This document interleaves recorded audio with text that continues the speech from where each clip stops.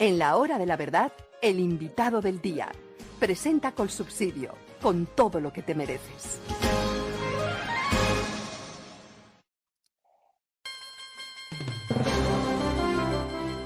Falta apenas un mes, con un par de días, 3 días, para que se cumpla un año del gobierno de Gustavo Petro. El tiempo de la grâce de l'État, como dicen los franceses. Todo se le perdona a un presidente en el primer año de gobierno, pero lo que ha hecho Petro no tiene perdón. ¿Saben ustedes lo que eso ha sido y lo que ha significado para millones de colombianos? Doctor Carlos Chacón, director del Instituto de Ciencia Política, muy buenos días. Doctor Fernando Londoño, muy buenos días a usted y a todos los que nos escuchan hasta ahora. ¿Cómo ve usted este año de gobierno de Gustavo Petro y esto para dónde va? Si es que uno puede saber para dónde va Gustavo Petro.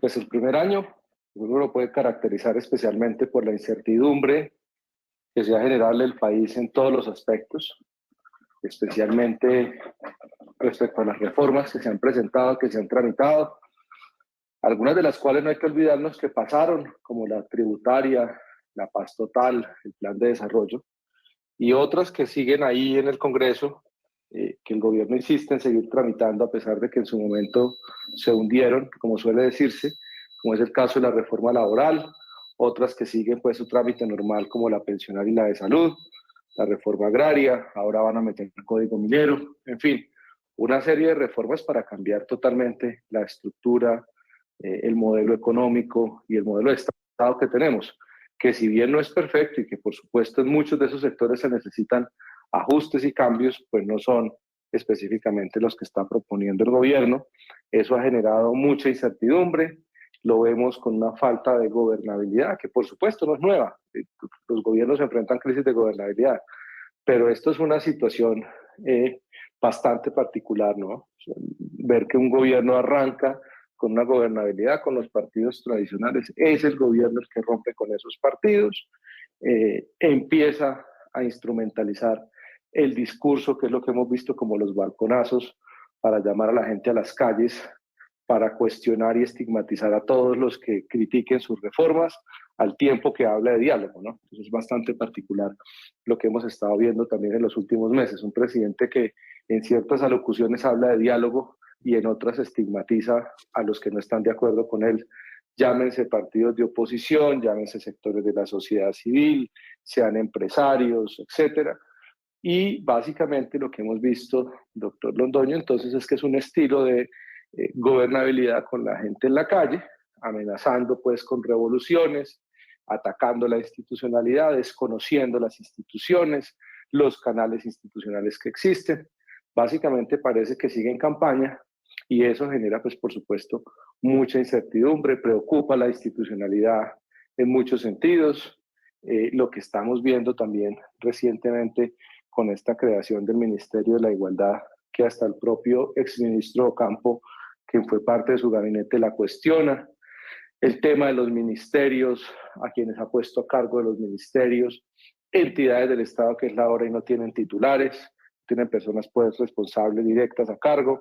En fin, uno puede llamar esto casi que un año de mucha improvisación, de mucha incertidumbre, de mucha confrontación y por supuesto genera a la sociedad, nos genera a la sociedad civil enormes preocupaciones porque necesitamos un país que tenga una hoja de ruta clara, que de alguna manera enfrente esta coyuntura mundial, porque no hay que olvidarnos que lo que pasa en Colombia no está aislado. Y por supuesto, algo que preocupa enormemente es el crecimiento desbordado de la violencia y la criminalidad en muchos territorios del país, especialmente de cara a las elecciones de octubre próximo, donde ya sabemos que hay territorios que, como hace casi 20 años se vivía, pues la gente que quiera aspirar a cargos de elección popular va a tener que pedirle permiso a los criminales para poder aspirar y en muchos de esos casos ya estas organizaciones criminales han dicho que son ellos los que van a determinar quiénes pueden o no participar Eso es terrible para el país, estamos retrocediendo rápidamente. En 12 meses la situación se agravó. Por supuesto, también hay que decirlo, no es una situación que llegó con Gustavo Petro. Los grupos criminales venían fortaleciéndose en los últimos tiempos y bueno, estamos viendo su consolidación. Se venían fortaleciendo, doctor Chacón, pero sin el agravante que tenemos ahora, que es la libertad que tienen esos grupos para sembrar, para producir cocaína y para distribuirla a todo el mundo. ¿No es este un factor inmensamente decisivo dentro de la política moderna? Mandan estos grupos porque está Colombia inundada de cocaína, tanto que dicen que está bajando el precio al interior del país.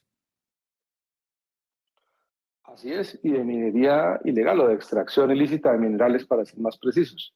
Entonces no hay que olvidar que controlan distintos territorios del país donde se produce oro y donde se producen otros minerales, los controlan los grupos criminales, aumenta el control del mercado de la cocaína.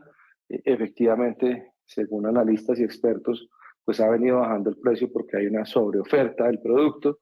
El enfrentamiento entre estos grupos claramente se ha concentrado el negocio en territorios históricamente afectados por la violencia y la criminalidad, pero empiezan a expandirse por tener mayor control territorial, tienen capacidades tanto urbanas como rurales. Entonces, estamos viendo es que se está desbordando el problema y lo que preocupa es que, claro, si bien tal vez mi aclaración no fue bien explicada, indudablemente estos grupos pues venían creciendo, pero eso no quiere decir que el Estado no podía hacer nada, podía hacer mucho en este año que acaba de pasar para irlos enfrentando, para irlos controlando, pero pues como no ha habido una estrategia clara, que más allá de estar escrita en un papel, que fue la que se publicó hace más o menos un mes y medio, más allá de estar escrita la estrategia de seguridad, lo cierto es que no hemos visto en acción una serie de planes y operativos específicos para enfrentar a estos grupos de manera integral, para retomar el control territorial.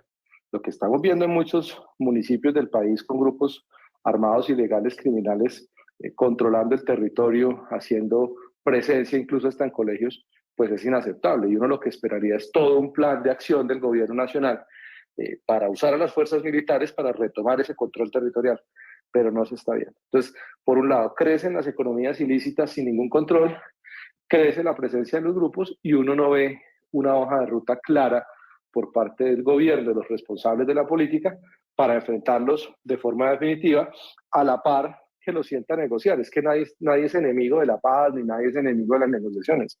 Lo que la gente está cuestionando es que son unas negociaciones también, en muchos casos, que han tenido enormes problemas porque se ha visto improvisación. No olvidemos lo que pasó a fin de año con el cese al fuego con el ELN, lo que ha pasado con otros grupos, con estos ceses al fuego sin protocolos claros de verificación, de cumplimiento. Y vemos es a los grupos criminales poniendo la agenda y criticando al gobierno. Además, los grupos criminales critican al gobierno por no garantizar el cese al fuego respecto a otros grupos criminales. Eso es algo pues bastante insólito y casi que diría yo sin precedentes. No tiene precedentes, pero el gobierno aparentemente, porque uno nunca sabe cuál es la verdad, está sentado a la mesa de negociaciones con el ELN, que es el grupo armado más significativo que hay hoy, después de la supuesta desaparición de las FARC, que siguen vivas, las llaman las disidencias, pero no son tales disidencias, son las FARC, solo que ricas, ultra ricas, 1000 veces ricas con el negocio del narcotráfico. Negocio del narcotráfico que no se combate, que hay incautaciones, siempre ha habido incautaciones, lo logra hacer la Armada Nacional, alguna cosa, pero frente a la producción de cocaína que hay actualmente y a los campos sembrados de coca, que se dicen que tienen una superficie superior a 300.000 hectáreas. Bueno, y esas conversaciones, ¿para dónde van? ¿Qué llevan? ¿Qué se traen? ¿Qué sabe usted? Pues es bastante complicado porque, mire, por un lado se advirtió permanentemente que con el único grupo que podía haber una negociación de paz era con el ELN, partiendo de la premisa de que se reconoce su naturaleza política, su carácter político. Esa fue la premisa que se reaceptó y se dijo, ok, con el único que se puede negociar un acuerdo de paz es con el ELN.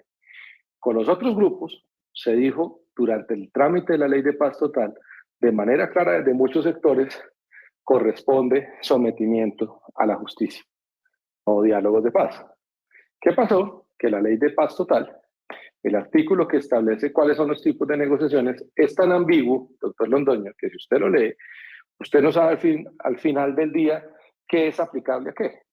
Y de ahí que entonces usted ve que el Estado colombiano desea establecer mesas de negociación y diálogo de paz con las disidencias de las FARC, con el Estado Mayor Central y con Nueva Marquetal. Cosa que el ELN no acepta y que además cuestiona, cosa que además muchos cuestionan porque si bien, como usted lo señala, pueden ser las mismas FARC, lo cierto es que ya no deberían tener el mismo reconocimiento porque es que el Estado colombiano ya negoció con una organización armada llamada FARC-EP, ya hizo unos acuerdos, los firmó y se están cumpliendo. Se están cumpliendo bien, se están cumpliendo mal, se están cumpliendo incompletos, pero el caso es que ya se están cumpliendo, el Estado ya está cumpliendo su parte en muchos sentidos, tal vez en otros no lo suficiente, la guerrilla no ha cumplido, o las FARC no ha cumplido lo suficiente, por supuesto, tampoco. Siguen habiendo ausencias respecto a las víctimas, que se suponía era el centro del proceso. Pero eso no quiere decir que entonces se tenía que permitir que las disidencias de las FARC, cuando quisieran, cuando ellas desearan, pudieran someterse a un nuevo proceso de paz. Porque la pregunta en todo esto es, ¿qué va a entregar el Estado colombiano en esos procesos de paz? Ya entregó reconocimiento político, ya entregó una jurisdicción especial para la paz, ya entregó una serie de instituciones que se crearon en el posacuerdo para ese proceso de paz. ¿Qué nos falta entonces entregarle a estas nuevas estructuras criminales, ¿no? Por el otro lado, el sometimiento con los otros grupos, que básicamente, pues como lo menciono, deberían ser las disidencias de la FARC y el Clan del Golfo y otras estructuras criminales que el gobierno denomina de alto impacto, que es las que deberían estarse negociando para someterse a la justicia. No hemos aprobado la ley de sometimiento, una ley muy cuestionada por quienes conocen el tema profundamente, un Congreso que pues ha tenido muchos problemas en los trámites legislativos porque el mismo gobierno saturó la agenda legislativa y los tiempos no dieron. Entonces, estamos teniendo un montón de problemas respecto a tener claro qué es lo que vamos a negociar, qué tipo de negociación, con quiénes, en qué condiciones, qué va a recibir el gobierno cambio y qué van a recibir estos grupos. Pero en plata blanca, en la mayoría de los grupos, salvo el ELN, deberíamos todos estar hablando el mismo lenguaje. Y no es acogimiento a la justicia, es sometimiento. Y son los abogados de los grupos criminales, insisto, los que salen y cuestionan al gobierno. Y no pasa nada, uno no ve una actitud clara del gobierno frente a estos grupos criminales que siguen controlando el territorio y cometiendo crímenes de distinta naturaleza. Entonces es bastante preocupante. Fíjese lo que usted mencionaba de las interdicciones. Entonces nos salen a decir, no, es que nosotros sí hemos mejorado, hemos hecho muchas más interdicciones. Cualquiera que entienda un poco de esto sabrá que el éxito de la política es que bajan las interdicciones porque además baja la producción interna. Pero si usted pasó de tener 1.200 toneladas al año a tener 1.900 o 1.800 o 2.000, pues si usted aumenta las interdicciones, básicamente no está reduciendo el problema. Simplemente está reaccionando al aumento de un fenómeno. Pero en plata blanca no está enfrentando el fenómeno. Entonces, pues esas buenas noticias que presenta el gobierno, les falta una parte de la realidad. Ahora, que eventualmente se disminuyan o se identifiquen nuevas trazas, pues eso también hay que ver que no son solamente las trazas aéreas. Estamos hablando también de las interdicciones marítimas, de lo que sale por Venezuela. Y pues claramente también hay que reconocerlo, en la política exterior de este gobierno, Venezuela no se percibe ni siquiera como un riesgo para la seguridad, sino como un aliado, como un socio del gobierno. Y eso genera enormes preocupaciones porque durante los últimos años distintas organizaciones internacionales, periodistas, medios de comunicación, ONGs, han dado cuenta del problema del negocio del narcotráfico a los dos lados de la frontera, especialmente porque el régimen de Nicolás Maduro y sus fuerzas militares controlan en gran medida las fronteras y los negocios criminales que allí están presentes. Entonces, pues si eso es así, este gobierno no lo ve ni siquiera como un riesgo para la seguridad, sino como un aliado, pues preocupa enormemente qué está pasando en esa frontera respecto al crimen organizado. Eso preocupa inmensamente, vamos a ver qué ocurre. Y vamos a ver cómo maneja el doctor Petro el tema de la emergencia económica y social que decretó para La Guajira, porque no teniendo mayoría en el Congreso en medio de semejante caos, parece que le está dando la tentación de extender la emergencia económica y social, o por lo menos sus efectos, desde La Guajira al resto del país. Dios nos tenga de su mano. Doctor Chacón, muchísimas gracias por acompañarnos y por esta excelente presentación de lo que ha pasado en Colombia en este casi primer año del gobierno de Gustavo Petro. Muchas gracias. A usted, doctor Londoño, feliz día, y a todos los que nos escucharon, un fuerte abrazo. Bueno, Carlos Chacón, director del Instituto de Ciencia Política, qué presentación tan adecuada, y vamos a ver qué sucede.